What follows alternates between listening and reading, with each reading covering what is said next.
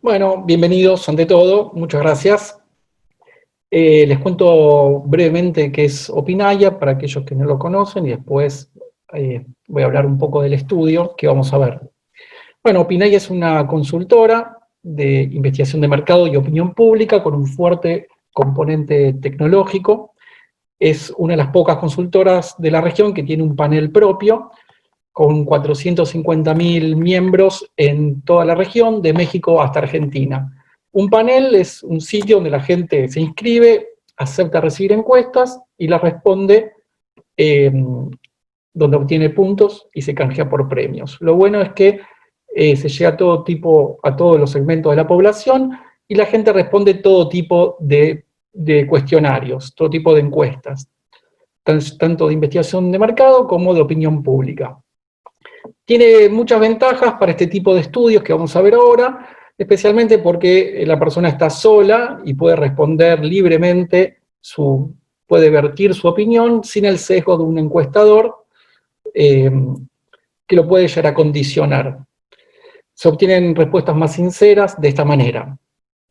Otra de las ventajas que también vamos a ver en este estudio es que se pueden hacer estudios, lo que nosotros llamamos multicountry, es decir, correr la misma encuesta en muchos países distintos desde un solo lugar, lo que nos permite estar seguros que todos se enfrentan y ven el mismo cuestionario con adaptaciones idiomáticas para cada país. Lo interesante de comparar los fenómenos, es decir, uno puede entender un fenómeno cuando es comparable. Si uno solamente ve un país, su país, es difícil entender en qué situación está, y al ser comparado con otros puede tomar una mejor dimensión en algunos datos interesantes que les vamos a mostrar. Yo lo hago una comparación con una situación personal, futbolera. Yo tengo un sobrino que siempre jugaba con él y siempre me parecía que era un crack, un genio, el mejor jugador del mundo, me parecía que tenía un futuro prominente en el fútbol. Y un día lo fui a buscar a un taller de fútbol y me di cuenta que había un chico que jugaba mejor y peor que él. Así que creo que un fenómeno uno lo puede entender bien cuando eso es comparable. Y hablando de comparación, lo que es incomparable es la pandemia que estamos viviendo. El antropólogo Néstor García Canclini dijo que es el primer fenómeno universal que vive la historia. Algunos lo intentaron comparar con guerras, pero ya no se compara porque estamos entendiendo que lo estamos enfrentando a algo que es universal y que nunca las sociedades vivieron algo semejante. Y esto nos abre las preguntas de qué es lo que va a cambiar. Lo que sabemos es que trajo aceleración en algunos procesos, como la adaptación de tecnologías y el agravamiento de problemas que se vienen arrastrando, especialmente en Latinoamérica, en los países que vamos a investigar, donde la deuda con la desigualdad es profunda y sabemos que la pandemia, así como acelera procesos, también agrava procesos. Lo que también sabemos y se descubrió con la pandemia es la importancia del Estado, es decir, personas que está a favor, en contra, todos entendimos la importancia y la eficacia de un Estado para ayudar y solucionar los problemas que abarcan a todos. También vemos que la pandemia, la solución, las políticas que toman los gobiernos no tiene que ver con derechas e izquierdas, no puede usarse esa categoría para definir las políticas que tomaron los distintos gobiernos. Y en términos de opinión pública, lo que me parece interesante del estudio que vamos a ver es que también sirvió para profundizar procesos en términos de aquellos, y me adelanto un poco a resultados, es cómo aquellos gobiernos que estaban en una imagen creciente fueron creciendo aún más la imagen, y los gobiernos que están en situación de debilidad se debilitaron aún más y tuvieron menos margen para tomar políticas profundas y que ellas sean aceptadas por la población. Así que no me quiero adelantar más a los resultados. Cedo la palabra a Juan Mayol.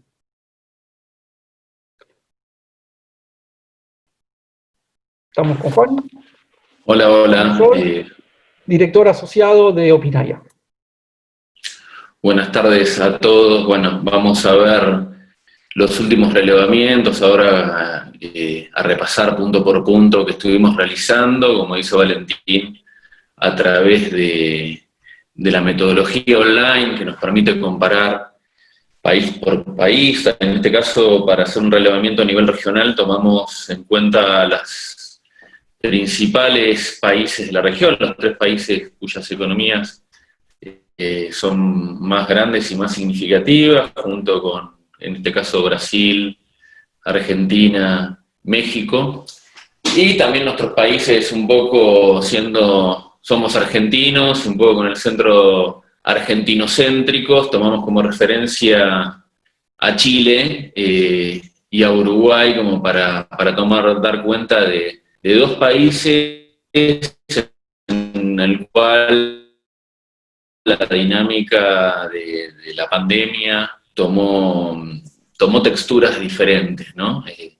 Y es interesante poner en contexto, porque estamos muy acostumbrados a ver los datos de opinión pública y de evaluación del clima de opiniones y de valoración de las gestiones gubernamentales, mirando no solamente a nosotros mismos. Es interesante poner en contexto cómo hasta hoy, y considerando que es una situación lejos de estar resuelta, la de la pandemia, hasta hoy están evaluando a nuestros gobernantes, cuáles son los estados de ánimo y las significaciones predominantes en relación a la pandemia. Y bueno, elaborar hipótesis a partir de ahora de cómo podrían llegar a quedar parados los distintos gobernantes de la región de cara al futuro. En este punto, y adelantándome un poco a lo que después vamos a desarrollar, es importante cómo hay una valoración positiva que se correlaciona muy fuertemente con el control de la pandemia, si nosotros la situamos en un comparativo regional en los gobernantes de Argentina, y en este caso no solamente tenemos en cuenta el gobierno nacional, sino el gobierno de la Ciudad de Buenos Aires, y las opiniones, digamos, que comparadas de otros países de la región, como los que mencioné. Así que, si les parece, vamos a avanzar con la presentación. Para esto también lo presento a Guido Moscoso,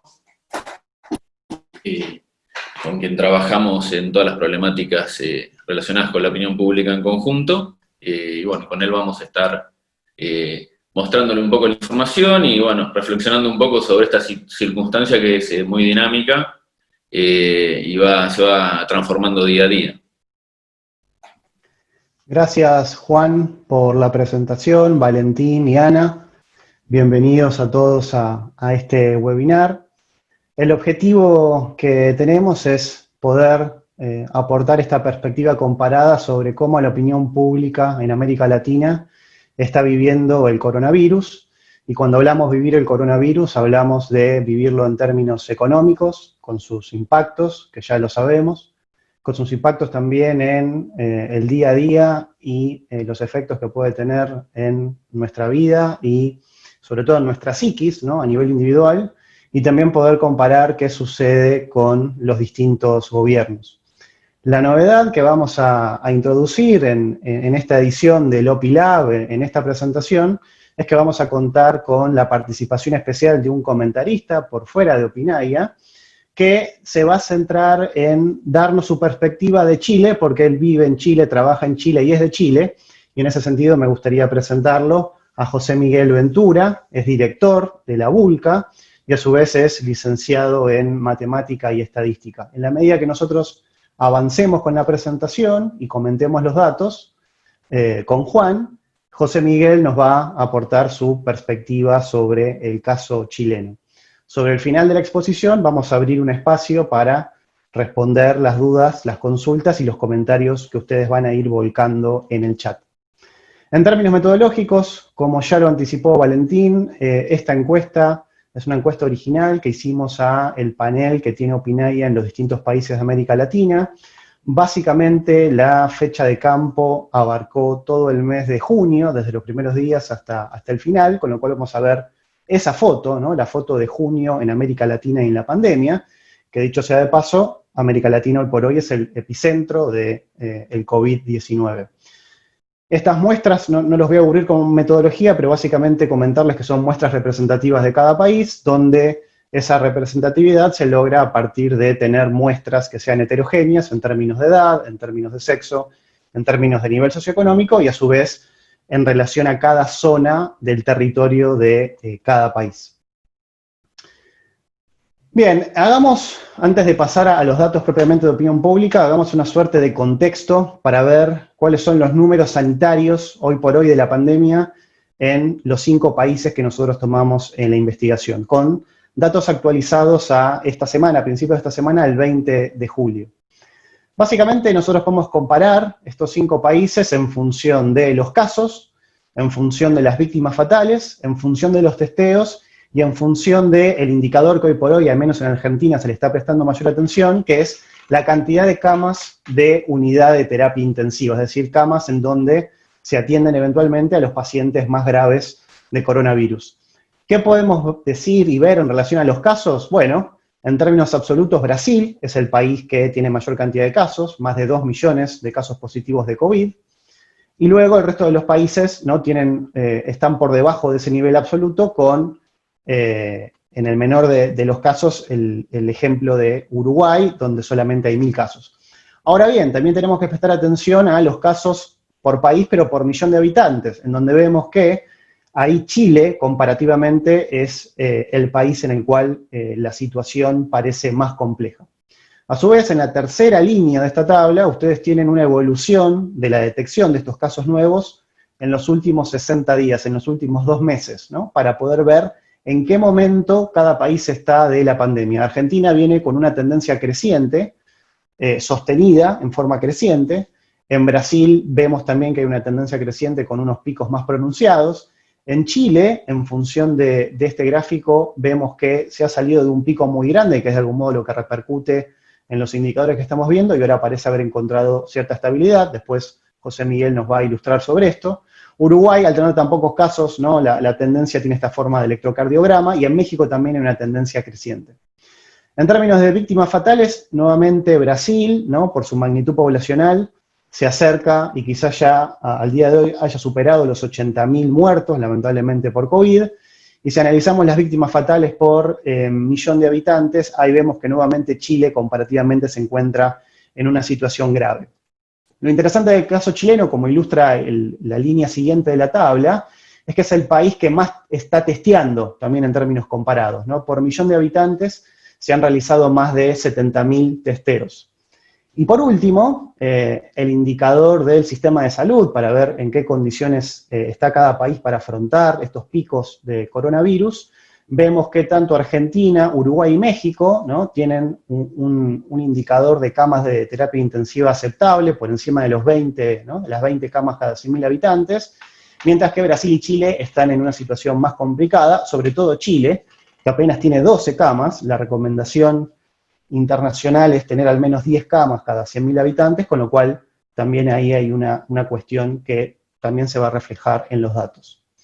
Hasta acá entonces, cuestiones sanitarias, indicadores sanitarios que tienen que ver con la pandemia. Veamos, ¿no? qué podemos decir nosotros desde el campo de la opinión pública.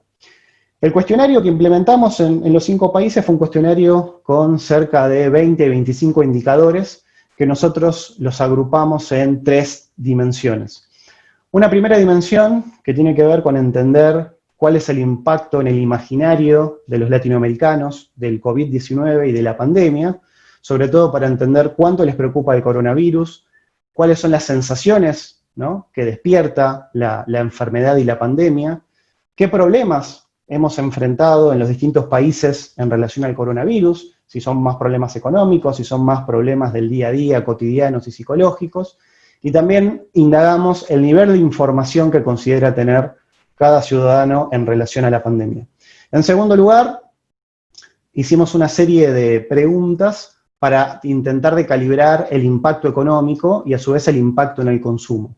Es decir, entender cómo en Argentina, Brasil, Chile, Uruguay, México, los ciudadanos evalúan a la economía, qué expectativas tienen, qué nivel de impacto concreto ha tenido el COVID en términos de endeudamiento, en términos de reducción de gastos, en términos de poder adquisitivo.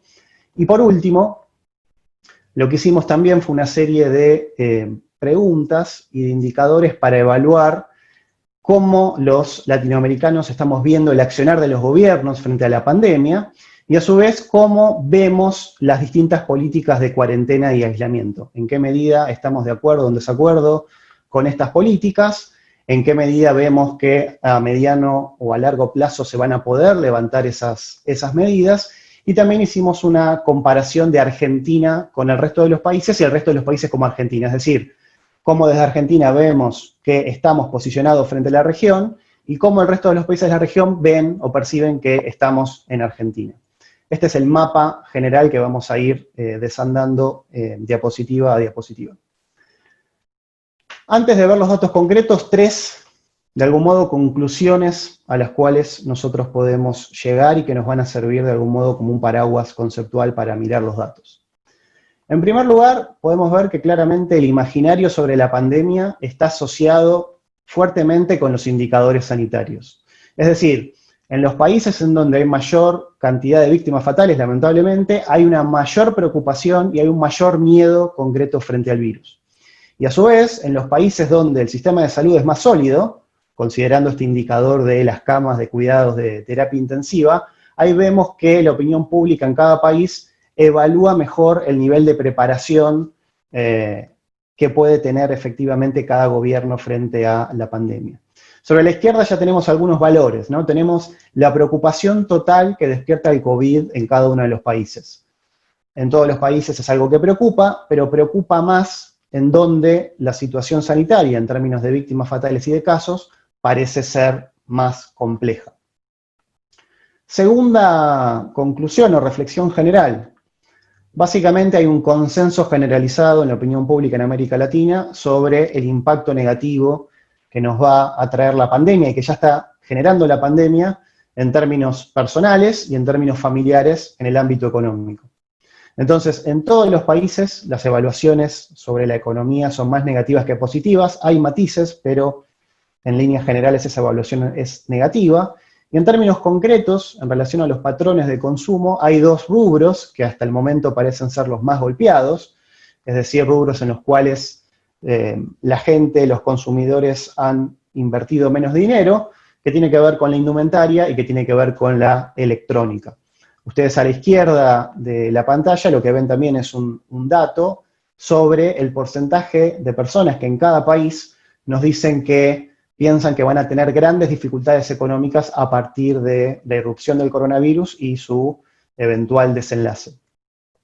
Y tercera reflexión, que queremos compartir con ustedes antes de ver los resultados, tiene que ver con, bueno, cómo evaluamos a los gobiernos. Y básicamente, la opinión pública valora a los gobiernos, lo que están haciendo cada uno de los países en relación al coronavirus, en función también del impacto sanitario, y no tanto en relación al tipo de cuarentena implementado.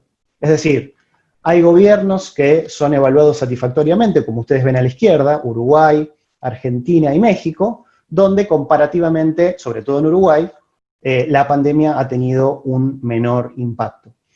Y en relación a las políticas de aislamiento, en todos los países hay un consenso y un nivel de acuerdo importante y mayoritario superior al 60%. Es decir, la cuarentena está validada como una forma de hacerle frente al coronavirus.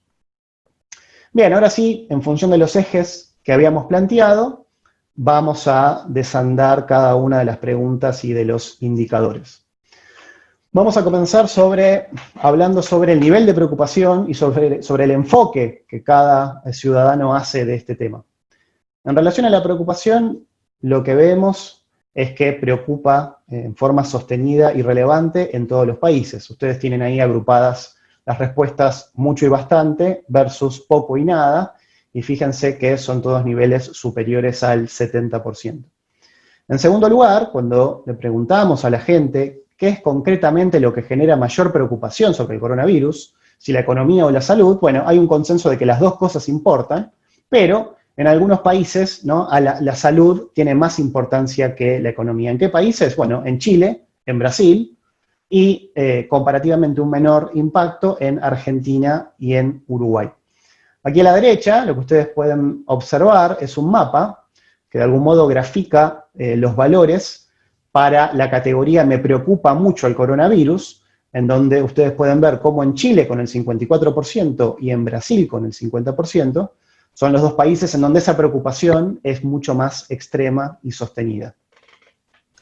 Sí, y en este punto lo que cabe aclarar es que estamos viendo la foto actual que está vinculada con cómo evolucionó la pandemia en cada país, un poco como comentábamos al inicio. Es destacable que en otras mediciones que venimos realizando en los distintos países, desde marzo en adelante, como la preocupación era mucho más baja en países como Brasil y México que la preocupación que está manifestando hoy, mientras que en Argentina era mucho más alta. La cuarentena dura en Argentina, lo que derivó en una mejor evaluación de las políticas del gobierno de contención de pandemia, fueron derivando en que el nivel de alta preocupación, ese 36% que hoy dice en Argentina, me preocupa mucho la pandemia, me preocupa mucho el coronavirus en marzo, rondaba el 75%. Mientras que en Brasil y en México, de la mano de también tomando un poco el clima que estaban tratando de transmitir los gobernantes, Bolsonaro, López Obrador, relativizando la importancia de la cuarentena, relativizando los efectos de la pandemia, en marzo observábamos niveles de preocupación mucho más bajos que los actuales, y fueron creciendo progresivamente. En el caso de Brasil, bueno, llegando a estos niveles altísimos de alta preocupación que hoy están en torno al 50%, ¿no? Esto es un efecto directo de la evolución de los casos. La gran incógnita que tenemos de cara al futuro es, en una situación de una cuarentena muy larga como la que estamos viviendo en Argentina y en una tendencia de casos creciente, cómo van a derivar todas las variables que estamos observando hoy. Por eso hay que entender esto como un escenario dinámico y también incierto.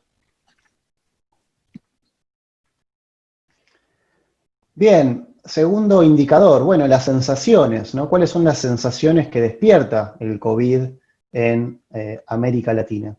Bueno, acá vemos la comparada de los 4 países y lo que podemos observar que hay 3, ¿no?, sensaciones que son las más frecuentes: preocupación, incertidumbre y miedo, y en cada país vemos una configuración en particular. En Argentina hay preocupación e incertidumbre, ¿no? Son las dos principales sensaciones. En Brasil la preocupación es mucho más grande y a su vez también el miedo.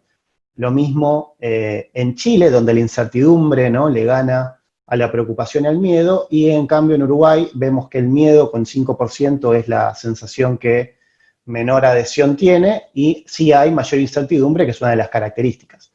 Si nosotros sumamos menciones, si sumamos preocupación y miedo, ¿no?, que son de algún modo las más negativas, lo que observamos ahí es que Brasil es el país, ¿no?, con estas sensaciones más negativas, con un 72%, luego Chile y Argentina, y en última ubicación lo tenemos a Uruguay, ¿no?, donde recordemos que la cantidad de casos y de víctimas fatales era muy, muy baja.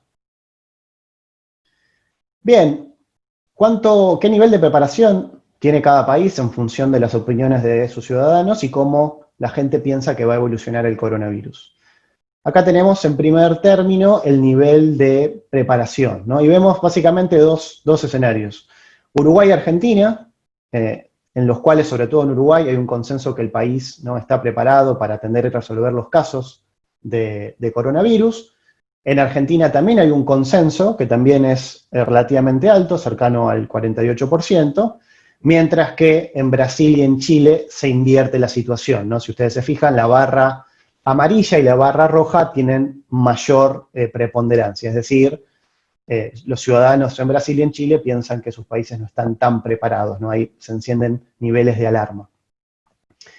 Segunda pregunta de esta filmina, ¿qué piensa que va a pasar con el coronavirus en su país, ¿no? Nuevamente, en rojo, el peor escenario posible, es decir, va a ser muy complejo de controlar, en amarillo la incertidumbre, no sabemos qué va a pasar, y en verde se va a poder controlar el mejor escenario posible. Nuevamente, en Uruguay, el 60% de los uruguayos, 6 de cada 10, nos dicen y tienen fe que en su país eso se va a poder controlar, mientras que en la barra roja, el escenario complejo, ¿no? La alarma, se enciende fuertemente en Chile, se enciende en Brasil y también se enciende en Argentina, ¿no? Más del 60% también nos dice que en Argentina el problema va a ser difícil de poder manejar. Nosotros a partir de esto podemos generar una matriz para poder comparar en dónde se ubica en cada país, ¿no? En función de estos dos indicadores, y vemos cómo arriba a la derecha, Uruguay es el país mejor posicionado, en donde hay mayor preparación y a su vez la gente piensa que esto se va a poder controlar. Argentina está en un nivel intermedio, ¿no? Está en el medio del gráfico, y en el punto crítico tenemos a Brasil y a Chile.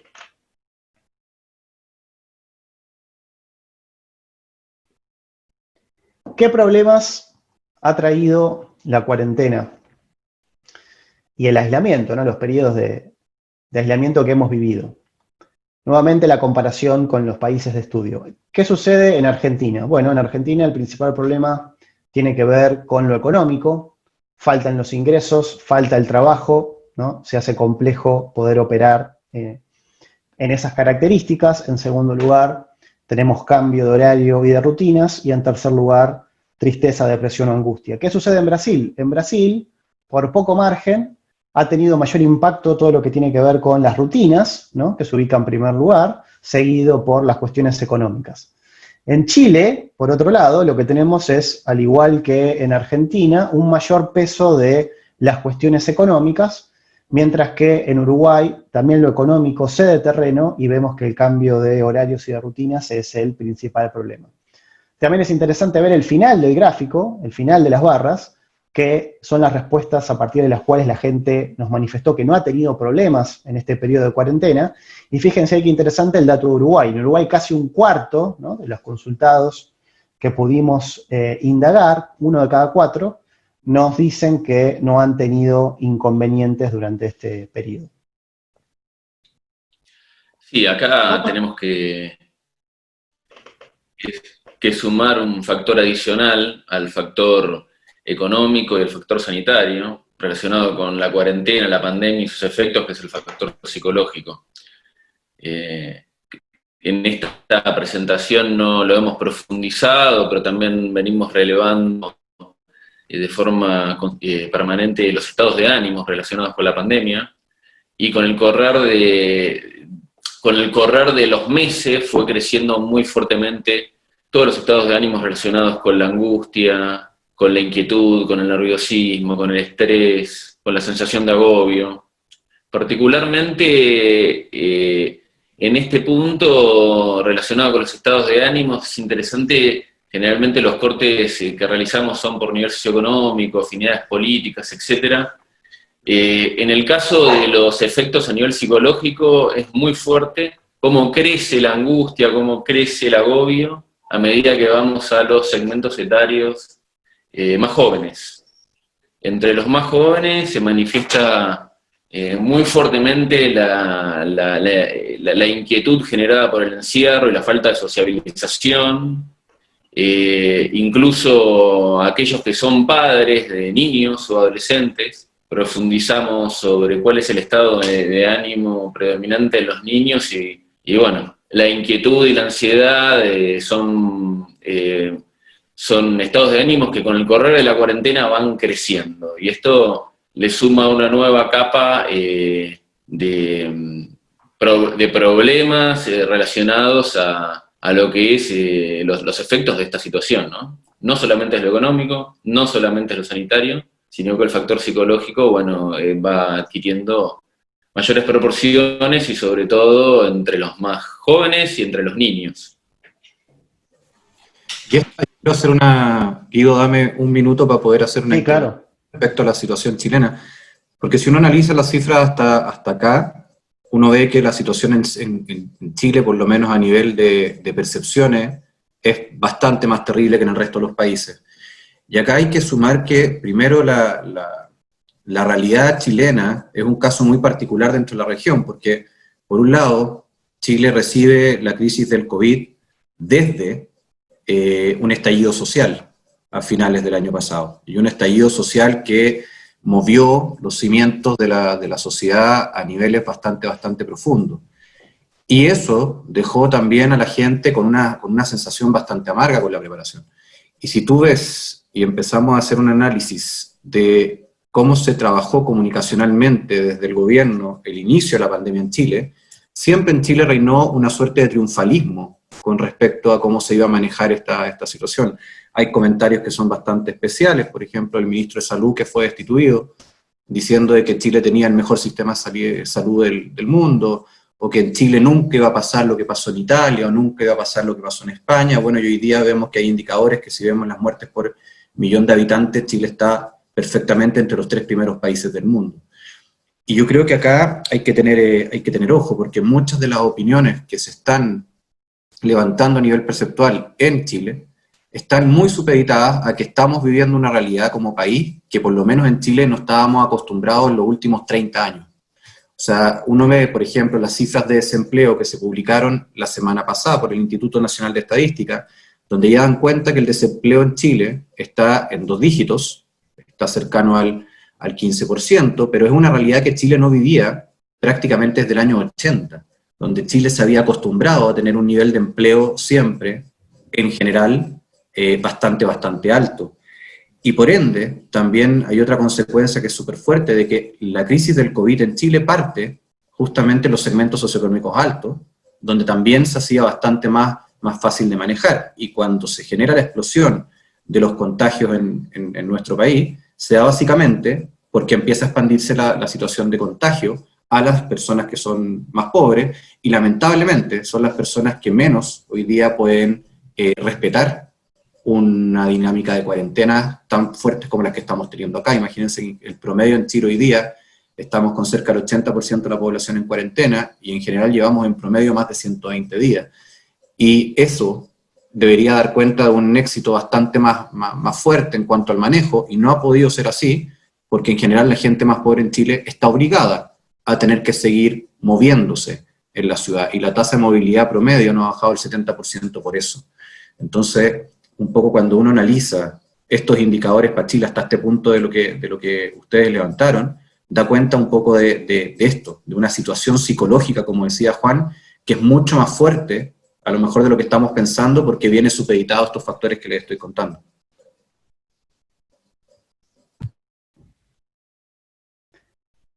Bien, por último, dentro de este capítulo, veamos cuál es el nivel de información que la gente declara tener sobre el COVID.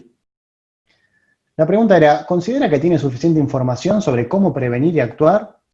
Y dábamos 3 posibles respuestas. Sí, que están verdes, sí, pero me gustaría tener más información, y no. Bueno, en líneas generales, lo que se observa es que hay mucha información sobre el tema. De hecho, ¿no?, ocupa buena parte de la agenda de los medios de comunicación, tanto las cifras como las formas de prevenirlo, pero sin embargo, todavía, sobre todo, por ejemplo, nuevamente en el caso de Chile, hay un segmento muy importante y mayoritario de gente que nos afirma que les gustaría tener más información de la que tienen, donde podríamos nosotros inferir y detectar que hay, ¿no?, un nicho al cual es importante atender.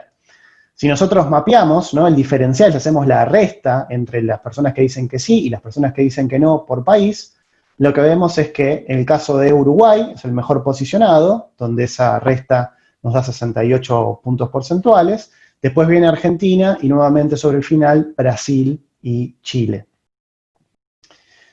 Bien, vayamos al segundo de los ejes. Para la gente que recién se suma, estamos analizando los datos de una encuesta comparada que hicimos en América Latina para entender cuál es el impacto en la opinión pública del coronavirus. En primer lugar, lo que hicimos fue ver el impacto de la pandemia y entenderlo en estos términos del imaginario, la idiosincrasia y la psicología. Ahora vamos a ver la economía. Bien, ¿cómo los ciudadanos en América Latina evalúan la economía actual y las expectativas, ¿no? Si ustedes se fijan, las evaluaciones, ¿no?, si se fijan lo rojo y lo amarillo, que es lo regular, en todos los países, ¿no?, pesa visualmente más eso, sobre todo en Argentina, Brasil y Chile, donde las evaluaciones negativas superan holgadamente el 55%. ¿Qué sucede en términos del futuro, ¿no? ¿Qué expectativas hay, ¿no? Bueno, las expectativas también son bastante dispares, son bastante oscuras, por decirlo de alguna manera, sobre todo en Chile y Argentina, donde en el caso de Chile más de la mitad de la gente nos dice que piensan que la economía va a empeorar. Cifras similares tiene Argentina, y luego hay un mayor optimismo, como podemos ver en Uruguay.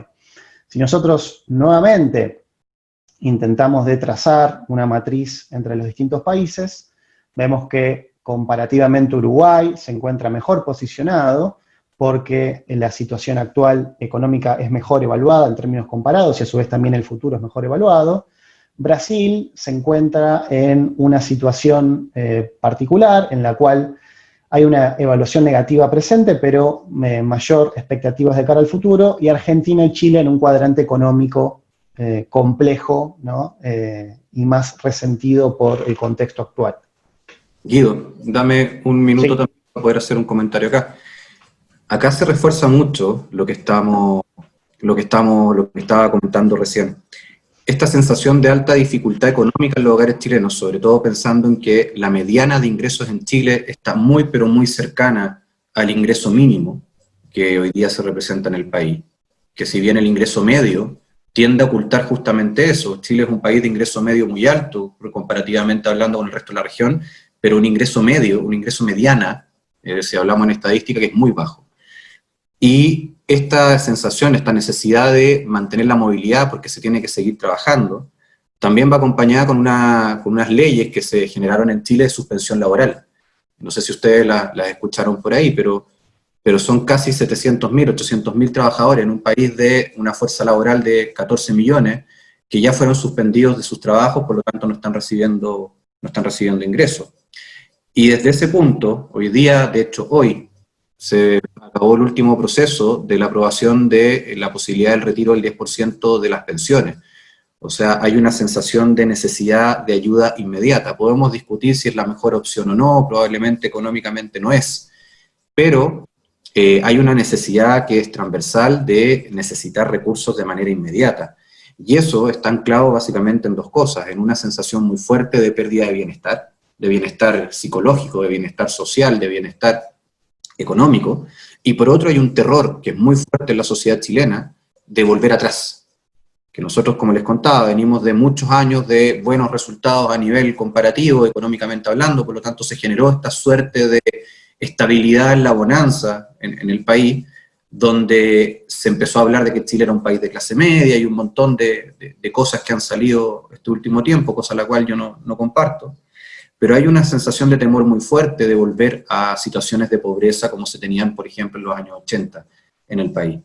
Y eso al final juega mucho con esta sensación de percepción, de que hoy día lo estoy pasando tan mal desde lo económico, que mi percepción hacia el futuro es que probablemente voy a estar peor, si es que estas cosas se extienden un par de meses más. Y la situación económica actual, bueno, está a ese nivel también, con lo que yo les contaba, el primer desempleo de 2 dígitos en el país en los últimos 30 a 40 años. Por lo tanto, eso marca mucho esta lámina. Muy bien. También lo que hicimos fue indagar sobre el impacto económico concreto del coronavirus a partir de 2 preguntas. La primera era, bueno, ¿en qué medida y cómo va a afectar a la economía personal y familiar? También con 3 opciones, ¿no? La peor es gente que nos reconoce que va a tener grandes dificultades, personas que también nos dicen que va a ser difícil pero que van a salir adelante, y luego aquellas personas que sienten o que piensan que el coronavirus no los va a impactar en términos de su economía personal y familiar. Fíjense ya visualmente cómo el amarillo y el rojo está, ¿no?, prácticamente en la totalidad de los países. Son muy pocos los casos de las personas que piensan que la situación no los va a afectar, y vemos nuevamente que comparativamente es el caso de Chile, en donde las grandes dificultades están por encima del resto. En Uruguay y en México vemos que esas grandes dificultades están presentes, cercanas al cuarto de la población, pero en relación a los otros países están más despegadas. Y luego también indagamos en relación al poder adquisitivo, si va a ser menor, si va a ser igual o si va a ser mayor. Esto es muy coincidente con el indicador anterior, donde vemos también que hay una percepción prácticamente generalizada que de la pandemia vamos a salir con menores recursos y con menor dinero, ¿no? Y de vuelta tenemos a Chile y también tenemos a Argentina, que es otro de los países económicamente afectados. Sí, en este punto que tenemos, perdón, Guido, quería hacer un comentario acá. En este punto que tenemos, por así decirlo, presente y futuro, ¿no? Como estoy hoy, está mi familia hoy, y como creo que estaremos adelante, lo que es un dato a resaltar es que quienes tienen mayores dificultades en el hoy son las clases bajas y las clases medias bajas en los distintos países. En cambio, quienes creen que van a tener un menor poder adquisitivo, si bien es un ítem que por sus altos valores cruza todos los niveles socioeconómicos, afecta particularmente a las clases altas y medio altas. Hay una restricción, en cuanto a una percepción de restricción muy fuerte. Claramente esto también afecta a las clases bajas, pero hay una restricción de consumo muy fuerte de cara a futuro en las clases medias.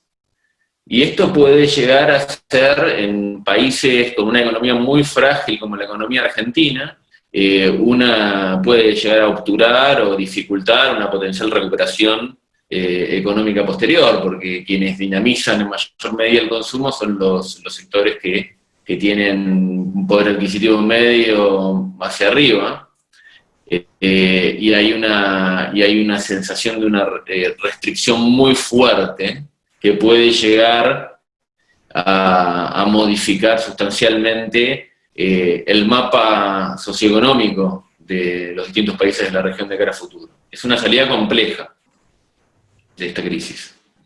Sí, y ahí también quiero aportar para complementar lo que dice Juan, que acá ya también la semana antepasada salieron cifras de un par de estudios por ahí, de un observatorio público dentro de ellos, que ya dan cuenta que en Chile, en 2 de cada 3 hogares hay personas dentro de ese hogar que han perdido el trabajo o que han sido suspendidas laboralmente o que han visto significativamente reducidos sus ingresos dentro de ese hogar. Por lo tanto, acá es donde yo creo que la percepción juega un rol y se une mucho más con respecto a la realidad de lo que está pasando. El tema de voy a tener grandes dificultades en Chile, que es prácticamente la mitad de la población, es porque hoy día más de la mitad de la población está teniendo dificultades. Y ese es un poco el contexto del por qué está este pesimismo a futuro también con respecto a lo que puede pasar.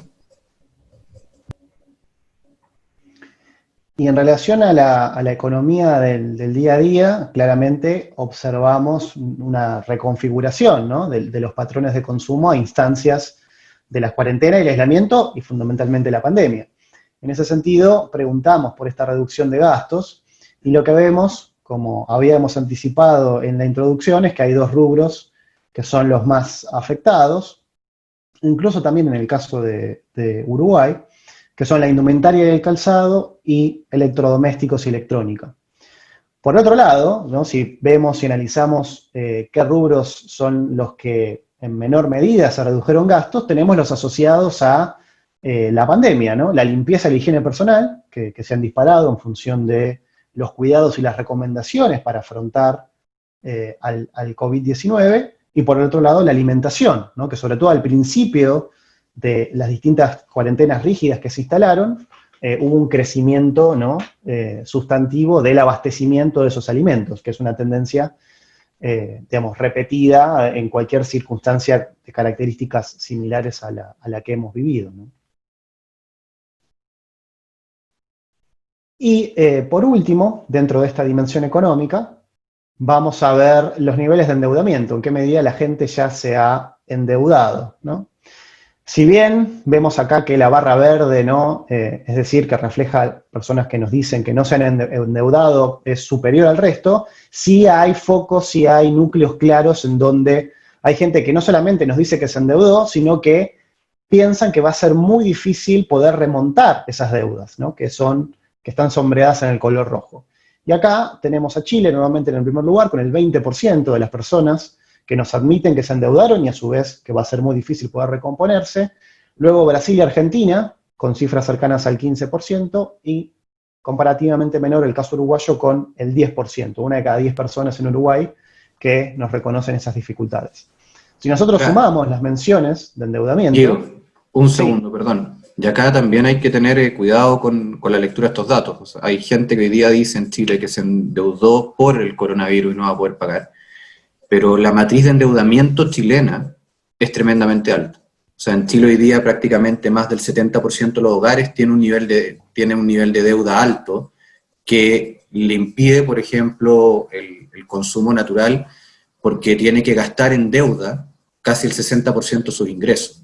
Esa es un poco la matriz, o sea, eso pasa casi en el 70% de los hogares, por lo tanto hay muchos hogares que, de nuevo, post estallido social, que ya hubo una disminución del trabajo, porque hubo un aumento del desempleo bastante fuerte, y se afectaron un montón de industrias en Chile, venía muy tocada por el tema de endeudamiento y lamentablemente el coronavirus vino a rematar un poco esa situación que ya era precaria dentro de un gran porcentaje de la población. Sí, y esta situación, acá obviamente estamos observando datos a público en general, pero si tomamos también datos de sectores productivos, nosotros en Argentina, en Opinaya, hacemos un termómetro PYME, donde hacemos una encuesta online también a dueños y decisores de las pequeñas y medianas empresas del país. También hoy por hoy, según los últimos datos ahora de julio, hay un porcentaje importante de pymes que están en rojo y que están cerrando o evaluando firmemente poder cerrar. Así que lo interesante también es cómo complementar estos datos con los datos de los distintos, ¿no?, sectores que conforman la economía de cada país. Y también nosotros acá estamos viendo datos totales, ¿no?, totales poblacionales. Es interesante, como señalaba Juan hace unas diapositivas, poder ver cómo segmentan estos datos, ¿sí?, cómo se comportan en función de la edad, en función de los niveles socioeconómicos, y también de las geografías, porque en cada país, y sobre todo, bueno, en el caso de Argentina, la pandemia también ha tenido un impacto geográfico, ¿no? El epicentro ha estado en el área metropolitana de Buenos Aires, otras provincias y otras regiones han estado, digamos, menos comprometidas, entonces también en ese sentido, ver la variabilidad regional del impacto es sumamente interesante. Pasemos a el último de los ejes de nuestro informe, donde sí vamos a analizar la evaluación que los ciudadanos hacen sobre los gobiernos y también sobre las políticas de cuarentena. Aprovecho para decirles que toda esta información que estamos charlando y todas las investigaciones que hacemos en Opinaya, tanto de opinión pública como de consumo, ustedes las pueden encontrar en nuestras redes, en Twitter, @Opinaya, y también en LinkedIn, así que los invito a que nos sigan y que también sigamos el intercambio y los comentarios por las redes. Bien, veamos qué evaluación entonces hacemos de los gobiernos y en qué medida estamos de acuerdo con la cuarentena. Evaluación de los gobiernos, ¿no?, en una escala que va del muy bien al muy mal, pasando por el bien y por el mal. Argentina, Uruguay y México, ¿no?, vemos que la ciudadanía evalúa positivamente, ¿no?, a cada uno de los gobiernos y su accionar en relación al coronavirus. Uruguay, casi el 90% de aprobación, México, el 75%, y Argentina también muy cerca con el 77%. ¿Qué sucede en Brasil y qué sucede en Chile? Vemos que las valoraciones positivas son mucho menores y tenemos un porcentaje importante de la gente que evalúa la respuesta de los gobiernos de una forma muy negativa. La particularidad del caso chileno, como lo ilustraba José Miguel, es que a pesar de haber tenido o haber iniciado una cuarentena bastante estricta, si bien sectorizada, pero bastante estricta, los resultados no son los esperados. En cambio, en Brasil, las cuarentenas o las políticas de aislamiento estuvieron más ligadas a las intervenciones de los gobernadores, mientras que el presidente Bolsonaro se mantuvo bastante reticente a incorporar medidas de aislamiento. ¿Qué sucede con la cuarentena? Bueno, la cuarentena y las políticas de distanciamiento son bien evaluadas, hay un consenso fuerte. Fíjense que los niveles de muy de acuerdo son superiores al 40%. De hecho, también en el caso de Uruguay, el consenso es muy alto, ¿no?, donde Uruguay ha tenido una cuarentena flexible y optativa. Nosotros también podríamos mapear estos datos en estos dos ejes, estas dos preguntas, donde vemos en el caso de Uruguay y Argentina, países con alta evaluación de los gobiernos y con un consenso en relación a las cuarentenas. En el caso de México, el gobierno es evaluado positivamente, pero comparativamente el acuerdo con la cuarentena es menor. Y Brasil y Chile, donde los gobiernos son criticados y los niveles de acuerdo con las políticas de aislamiento comparativamente son menores, aunque también son altos. Sí, en este punto, tomando como el caso argentino, también es bueno comprender un poco cómo es la película que tenemos nuevamente, el fotograma actual, y el gobierno argentino salió con altísimos niveles de aprobación en marzo, al inicio de la cuarentena, una medida evaluada muy positivamente por más del 90% de la población, 7%, y el acuerdo, digamos, con la cuarentena también se mantiene muy alto.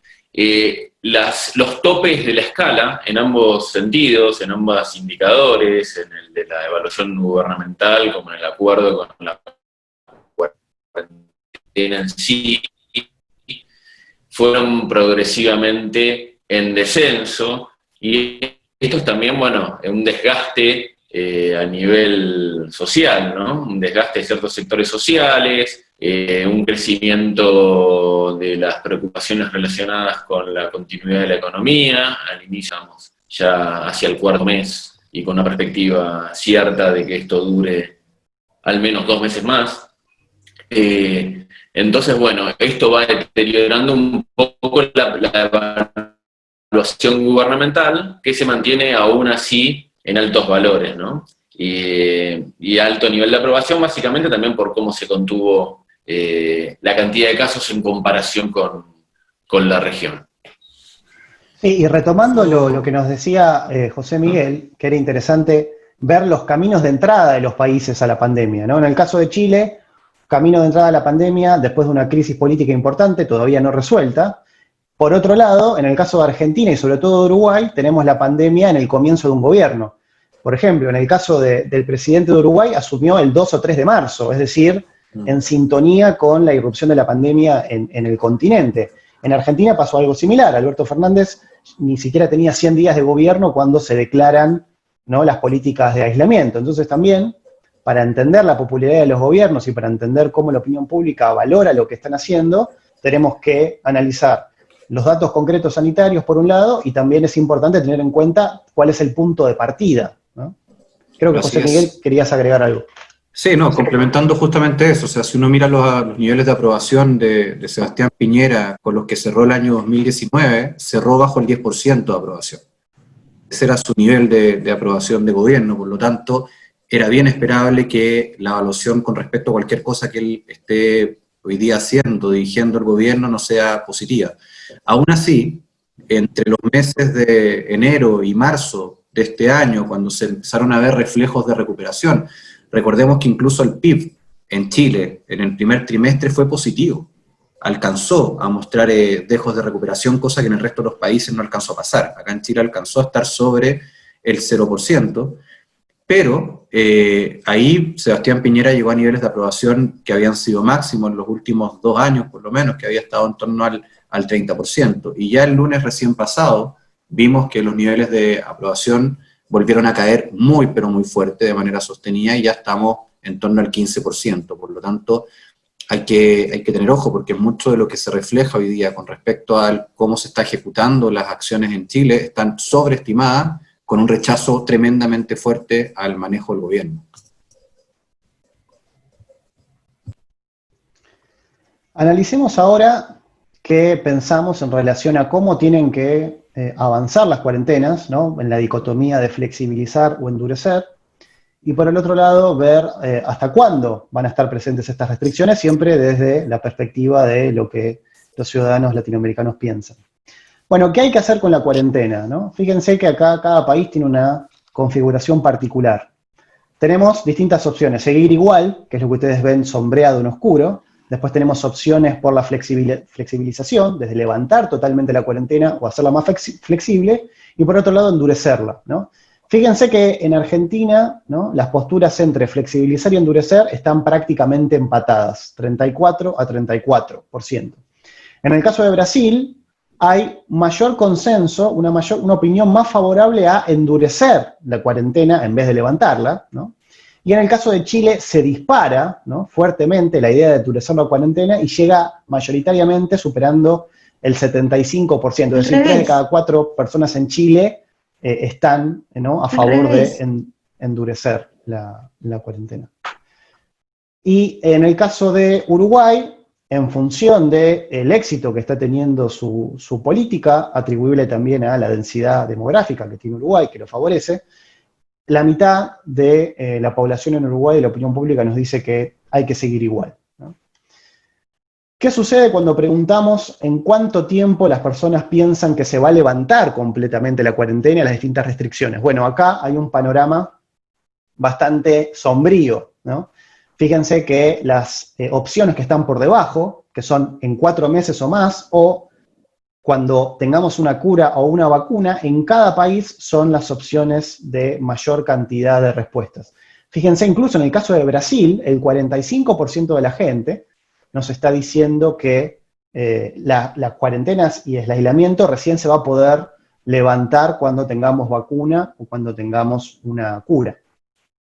Sí, la perspectiva de tiempo que durará hacia el futuro de la cuarentena y la restricción fue incrementándose en todos los países con el correr de esta crisis. Al inicio era mayoritaria la opinión de que iba a durar hasta 2 meses, y con el correr del tiempo, la celda 4 meses o más, incluso cuando, bueno, esta última variable solo concurro la incorporamos en esta medición, que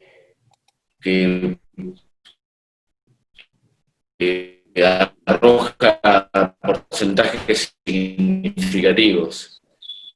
Y también aquí, bueno, Brasil, un país muy afectado, es el más escéptico, es el que se volvió más escéptico y más pesimista con el correr de los meses.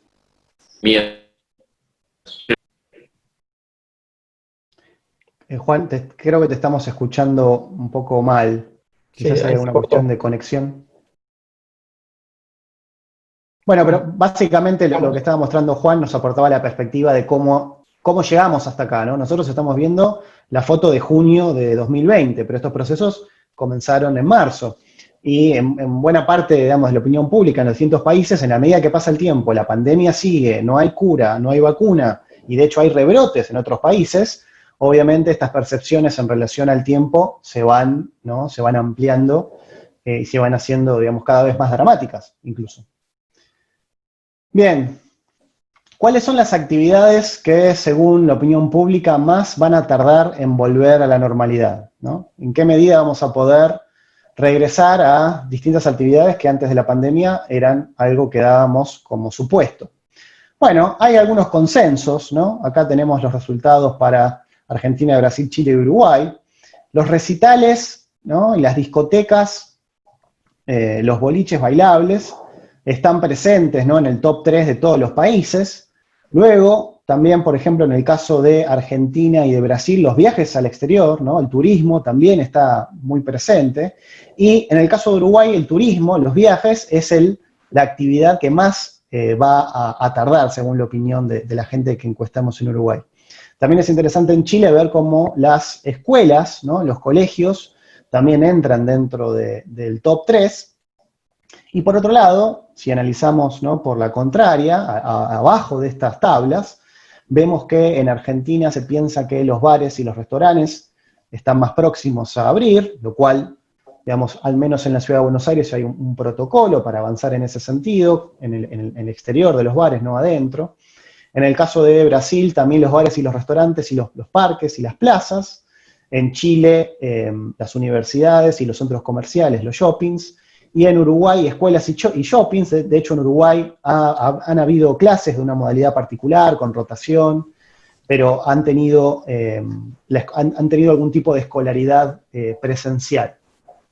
Acá también es importante, Guido, destacar el tamaño de los porcentajes, y en el caso de Chile son altísimos.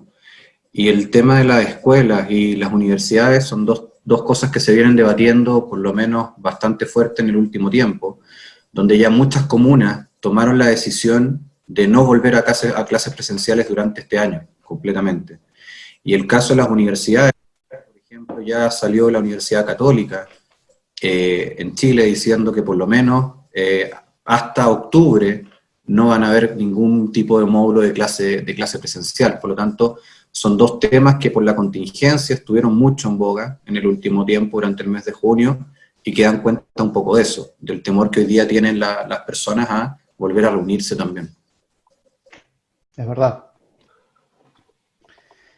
Y por último, veamos, haciendo, ¿no?, esta comparación argentinocéntrica, cómo nos vemos nosotros en Argentina en relación a la región y cómo la región se ve en relación a la Argentina, ¿no?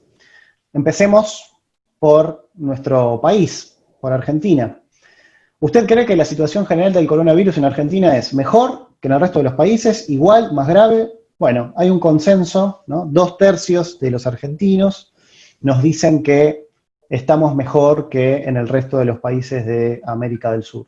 Ahí claramente, ¿no?, cuando hablamos de América del Sur, en el imaginario de la gente, lo que más pesa, por un lado es Brasil, ¿no?, país limítrofe importante y significativo, por otro lado también Chile.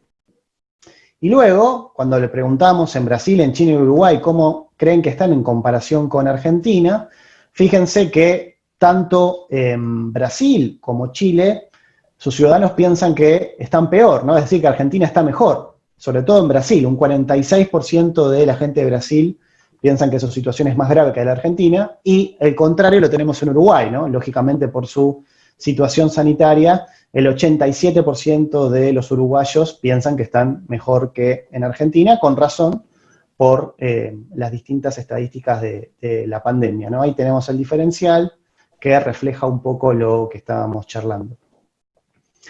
Para cerrar, ¿no?, y abrir un poco más el debate y los comentarios, ¿qué creemos nosotros que tenemos que observar, ¿no?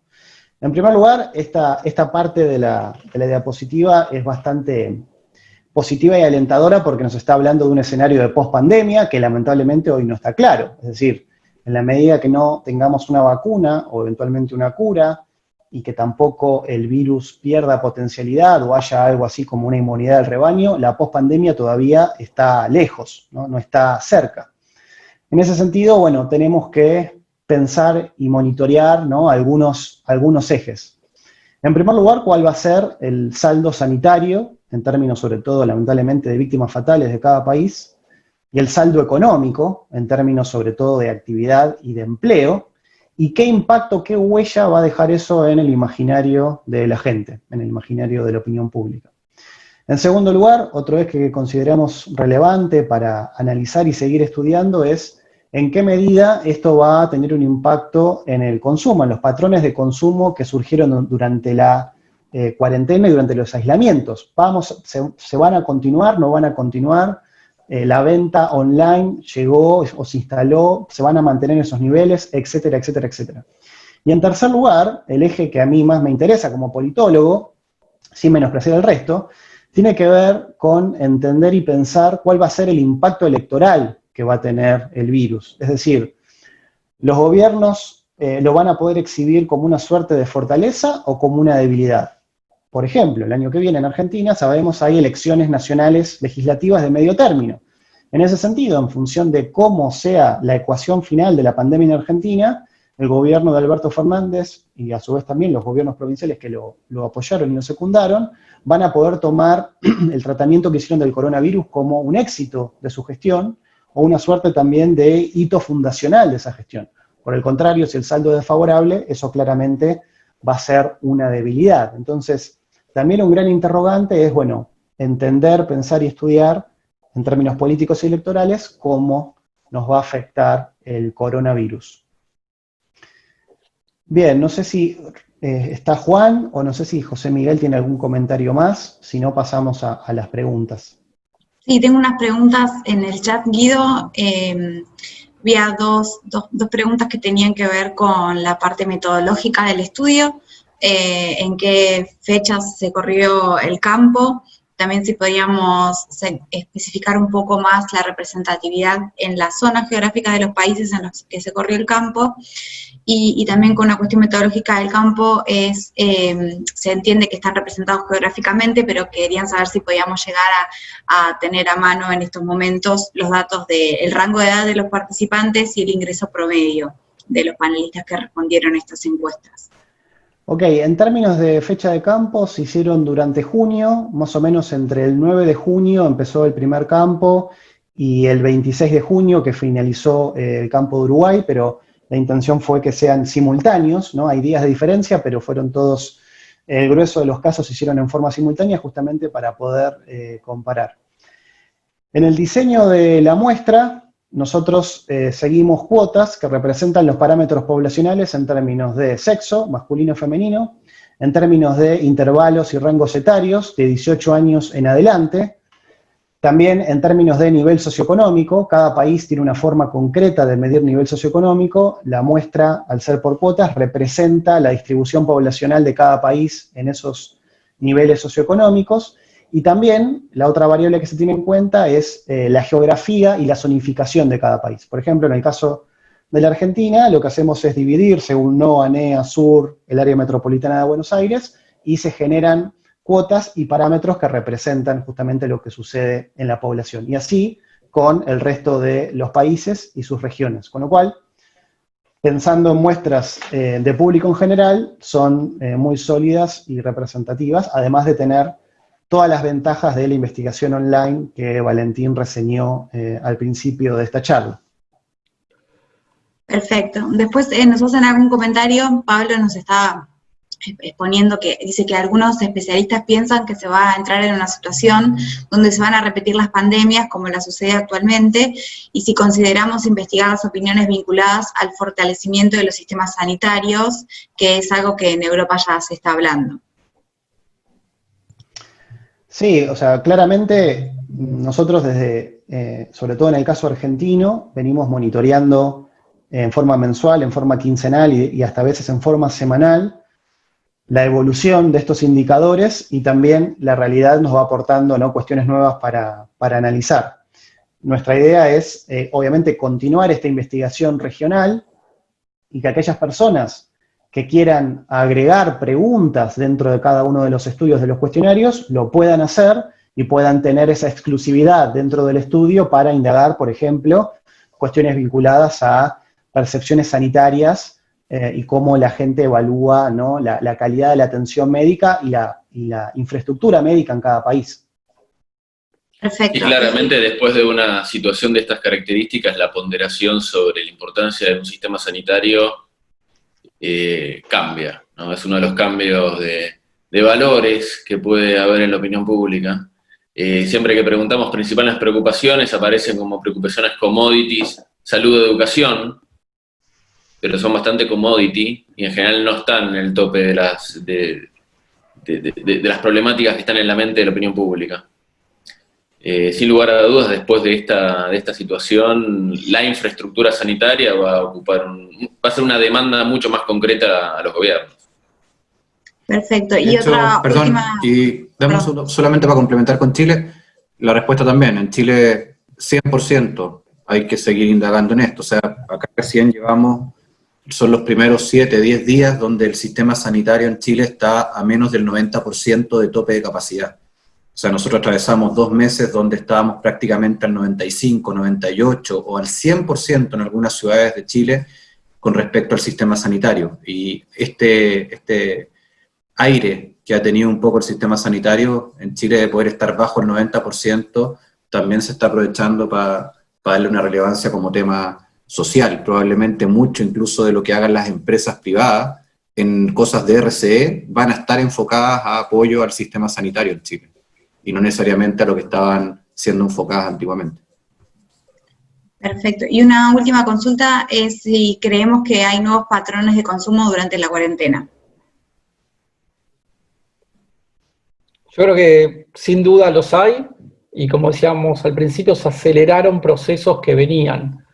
Lo interesante que a todas las empresas de consumo, a las marcas, a los comercios les interesa es cuánto va a quedar una vez que se vuelva a la normalidad. Es decir, los que se volcaron a lo digital son los que antes iban a un comercio y ahora van, como el comercio está cerrado, a lo digital, o si estos días sumaron clientes nuevos que empezaron a consumir hacia lo digital. Es algo que lo estamos monitoreando, nos parece muy interesante, pero claramente de lo que todos están de acuerdo, que no va a seguir en estos niveles de lo digital, pero tampoco se va a volver a lo anterior, y lo interesante es medir en dónde se va a parar esa línea divisoria.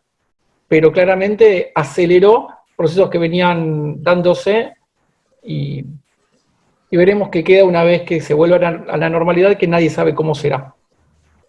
Sí, en cuanto a consumo, también esta revolución o aceleración del e-commerce transformó en un servicio nuevamente que ocupa un valor esencial a los correos, por ejemplo, ¿no?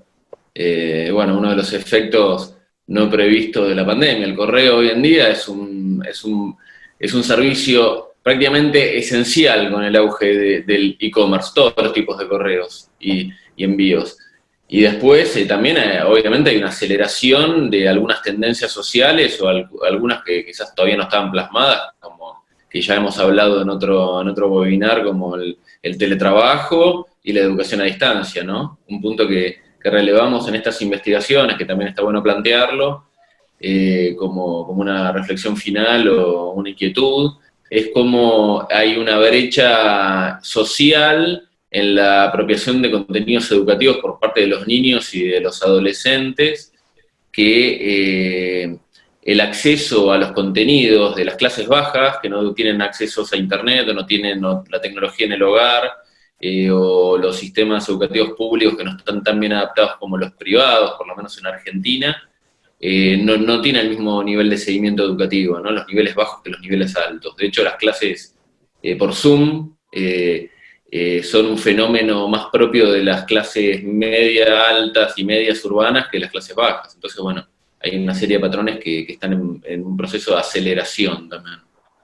Otra cosa que me parece también interesante con el cambio tecnológico es la relación de los partidos políticos con sus votantes, ¿no? Porque esto mismo que estamos haciendo nosotros también lo puede hacer un político, y un militante o un adherente puede tener una conversación, escucharlo, preguntarle. Así que también me parece que ahí va a venir un cambio interesante de investigar. Perfecto, no sé si José Miguel querías agregar algo más. Tengo solamente un comentario, que yo estoy de acuerdo con todo lo que están comentando. De hecho, estoy muy de acuerdo con lo que dice Juan, de que al final la revolución tecnológica acelerada, esta revolución digital que mucha gente está hablando, lo que hizo darnos cuenta a muchos es que necesitábamos una revolución logística antes que una revolución digital. Y hoy día nos damos cuenta que al final aumenta, por lo menos en Chile, la tasa de reclamos, por ejemplo, con temas de los envíos que no llegan, que no cumplen, que no, etc. Entonces yo creo que hay un desafío gigante para las empresas, no solamente en lo digital, sino también en lo logístico, y el cómo se van a integrar a las redes logísticas que hoy día existen. Pero a mí por lo menos lo que más me está llamando en Chile la atención es que hay un cambio en una ecuación que nosotros siempre hemos usado y pensamos que teníamos muy bien identificada, los que trabajábamos en marketing, que es la ecuación precio-calidad. Dado esta sensación de retroceso en muchas de las familias que hoy día estamos experimentando, hoy día hay muchas personas que se vieron forzadas, ya sea por la pandemia o por el acceso a bienes o por no encontrar los bienes que comúnmente estaban acostumbradas a consumir, a tener que volver a probar bienes que son de, entre comillas, de valor inferior, tanto económico como de valor agregado inferior.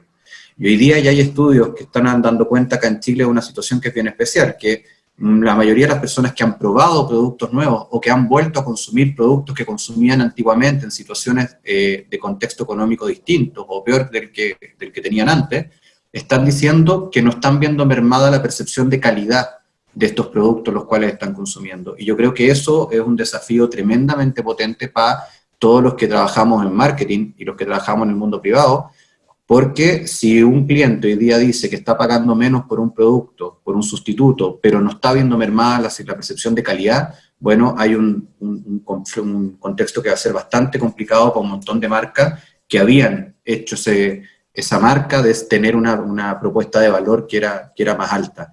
Y eso por lo menos acá en Chile lo estamos viendo a un nivel bastante fuerte.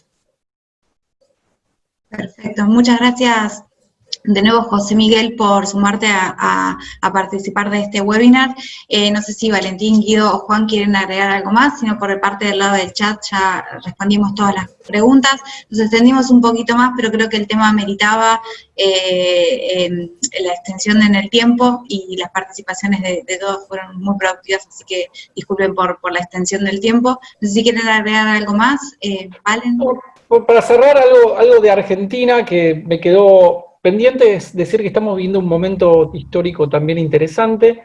Las personas ven afectado su economía, ven reducido, lo manifiesta como principal problema, ve expectativas económicas muy oscuras hacia adelante, y al mismo tiempo un gobierno que tiene un 77% de aprobación en las políticas que está tomando con respecto a la pandemia, que parece que estaría quebrando la famosa grieta que venimos arrastrando hace muchos años, por lo menos en este punto, y que vemos políticos que al acercarse al centro, al trabajar de forma conjunta, suben su popularidad.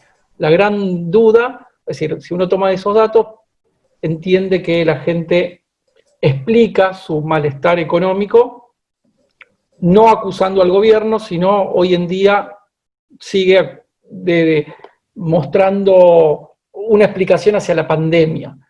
El gran desafío es, este gobierno dijo que le importaba más la salud que la economía, lo manifestó. Vamos a ver si esta relación se va a poder sostener en el tiempo, y las penurias económicas van a seguir siendo explicadas a través de la pandemia y no a través de otros motivos como suele suceder en Argentina.